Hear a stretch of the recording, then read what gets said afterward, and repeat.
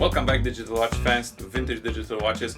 Today I have a repair video for you, a bit of a short one because I managed to repair it fairly quick, and we are talking about this Citizen watch. There we go. What model is it?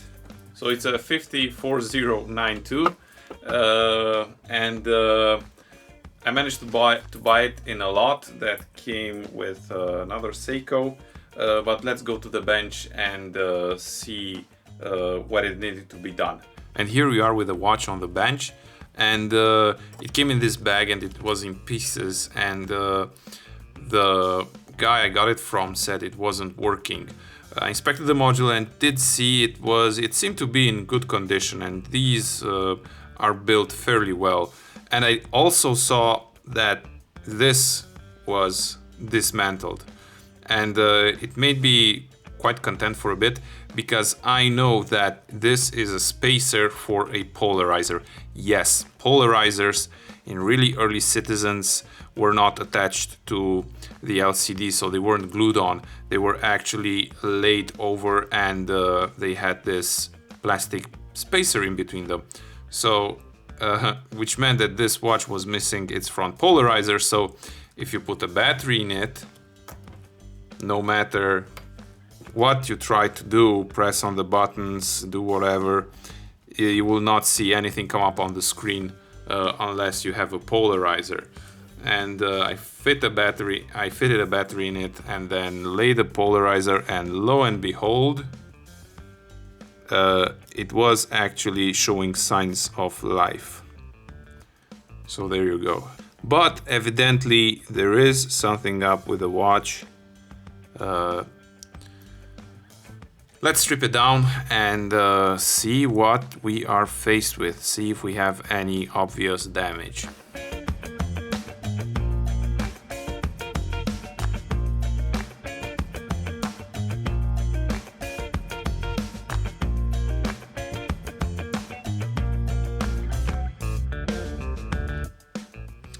And one cool thing to show here is the fact that even the back polarizer isn't glued to the LCD. You can actually see it here. So this is the back polarizer. And to prove to you that these are polarizers, just look at that. As you can see, they block light at a certain angle. And we have one of these ceramic boards, which I'm not too happy about, because fixing ceramic boards is complicated, because they have paths that can't be accessed because they are hidden in a lower layer. And this is what I'm talking about. You can see the path right there where that isn't conductive, but right here at the end at the pad. And the board does seem to be in pretty good condition. Okay, except we have some corrosion right here on the battery terminal, and hopefully, if that is only the reason why it's not working, I will be super happy with this. This is a super quick clean, so let's do that and try to reassemble it. Cleaning corrosion like that is usually done with a Q-tip dipped in alcohol, in isopropylic alcohol, and using a fiberglass brush is also super good. I think mine has completely worn off, so I'm using a bit of abrasive Scotch-Brite for this.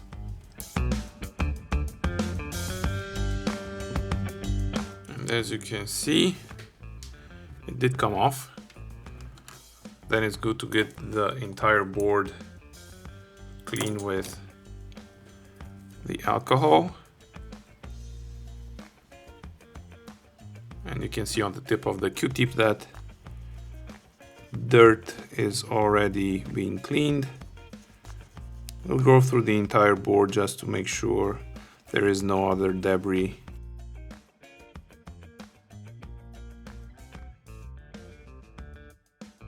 Done with that, so let's give it a quick reassemble and see if anything changed. And to those wondering, yes, I did clean this part as well. The one that I the one that I'm putting in right now.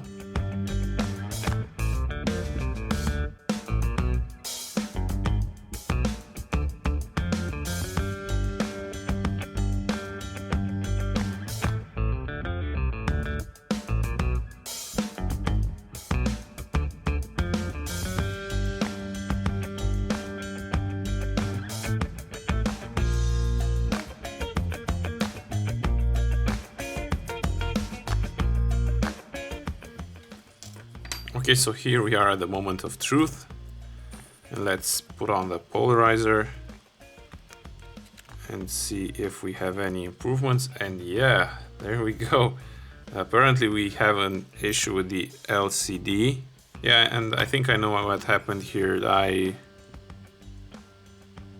didn't put in the right order of these components, which is, yeah, always take notes on what order you put in components. I'll briefly take apart this part and reorder them correctly. And as you can see, I reordered a bit the parts here.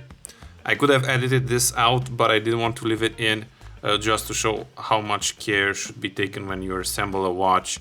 Good thing is that no parts could have been broken if I ordered these incorrectly, but it is important to take note of the order of the parts, especially if you don't have a manual. And as you can see,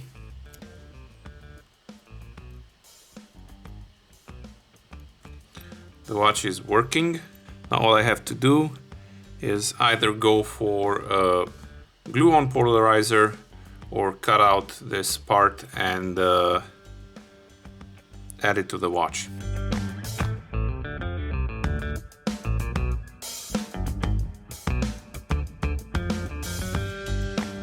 So I did go with a polarizer that just laid over because that's what I had on hand. You can see it's been held in place by these retainers that also retain the LCD, and I think that will work. And yeah. So as you did see, the fix wasn't that complicated, it just required a little bit of clean, and the fact that it was missing that polarizer was the missing link. I knew that from experience. You don't find a manual for something like this, so it could have been very hard to detect and just to discard the watch as non-fixable. And yeah, big lesson learned. Always note down the order of the parts you are working on. As you did see, I made a mistake, but I was able to fix it. Thanks again, Jielu, for letting me have this at a good price and giving me the opportunity to do the video. I'll see you on the next video. Bye.